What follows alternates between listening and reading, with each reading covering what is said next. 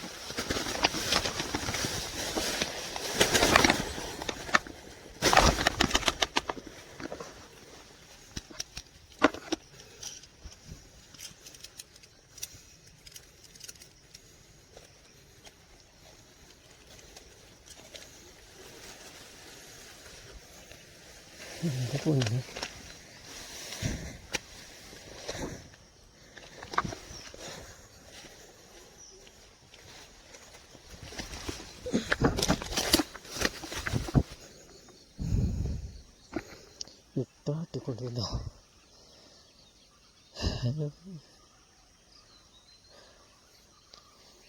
ചൂണ്ടേന്ന് വിട്ടു ഈ സാധനം.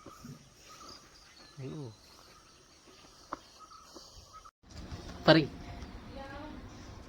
സബ്സ്ക്രൈബ് ചാനൽ സബ്സ്ക്രൈബ് ചെയ്യണേ.